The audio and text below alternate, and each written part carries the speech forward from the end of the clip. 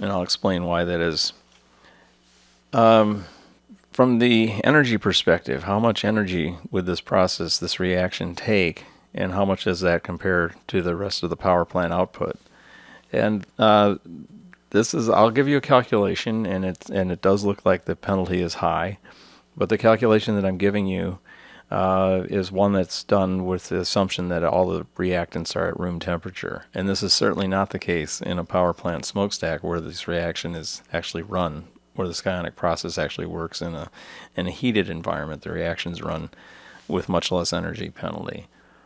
But we'll go through it for the purpose of calculating the worst case scenario, perhaps. The electrolysis is the energy intensive step. You're taking salt water, you're adding electrons to it with electrolysis, electricity. You're then splitting the water into hydrogen gas and chlorine gas, which are reactive products, and the sodium hydroxide. All of those are energy liberating compounds. When you react them, they'll produce energy.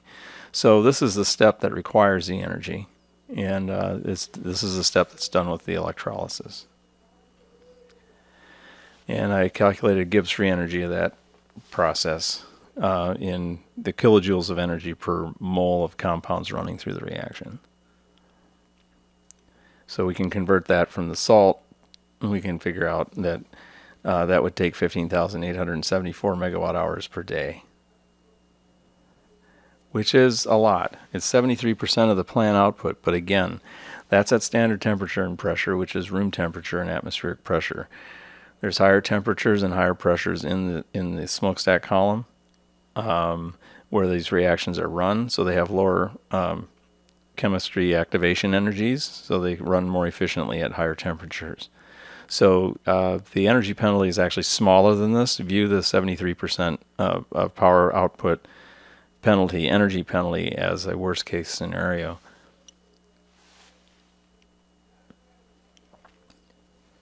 You get some energy back from the hydrogen, and you also get commodities that can be sold.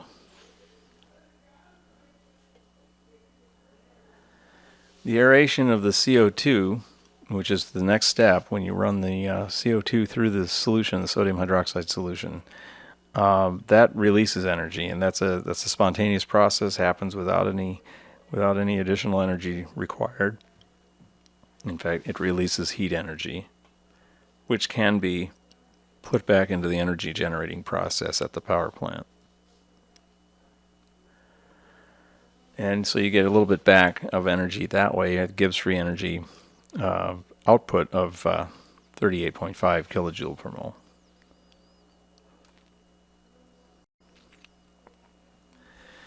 Then the other aspect that we need to keep in mind is the kinetics. How fast do these reactions run?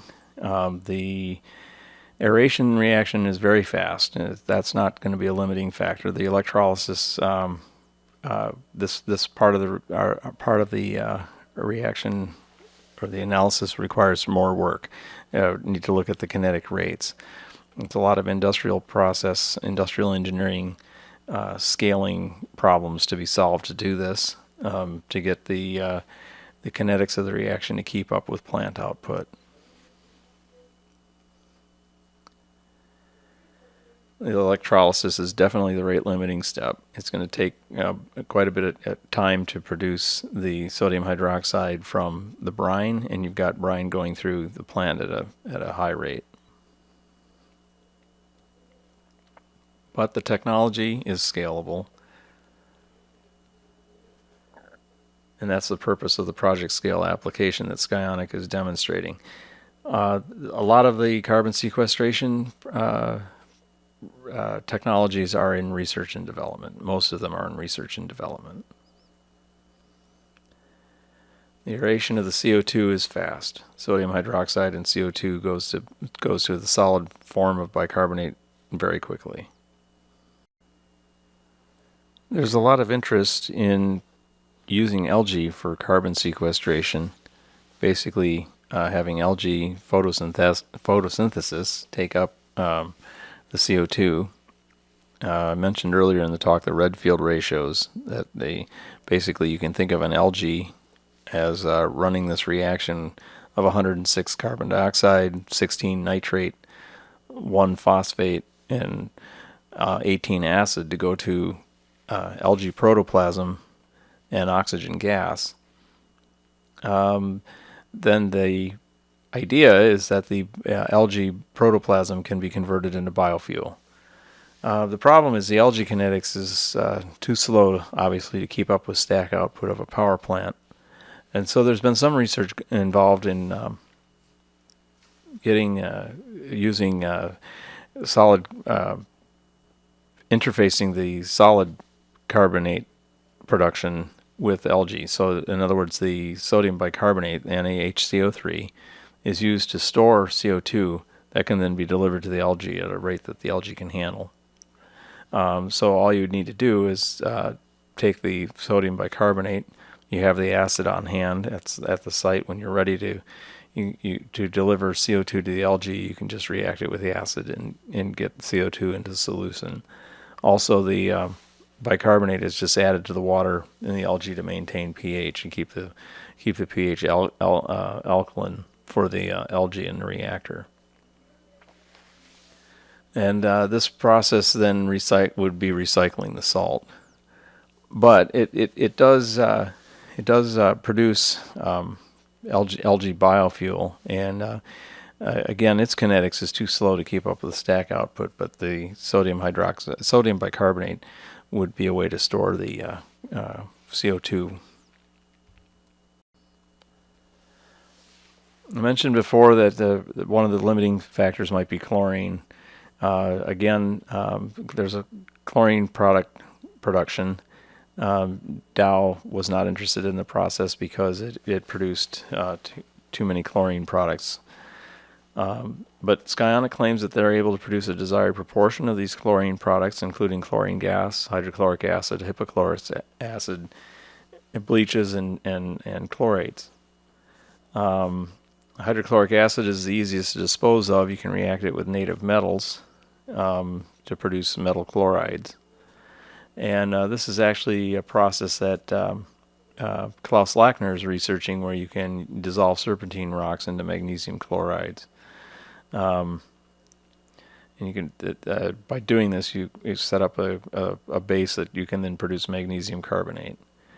The reactions of chlorine gas with hydrogen returns chlorine to chloride as hydrochloric acid. In the ocean, there's a lack of divalent cations. Those are the cations, this column 2 of the periodic table, calcium and magnesium and whatnot, that could form more stable carbonate minerals, like calcite. There was a company called Calera that was using, that had proposed to use ocean salt to form a calcium phosphate cement. And I think they discovered that there wasn't enough calcium to support their process. Klaus Lackner has a solution for this, and that is to use the serpentine for a source of magnesium divalent cation. Serpentine is a type of rock ore, and you use that for magnesium cation, produce magnesium carbonate. The serpentine ore is dissolved with hydrochloric acid, and the reaction is summarized as below. And you can see that the hydrochloric acid is recycled. But the process here, there's no salt consumption, so there's no advantage with coupling this with desalination.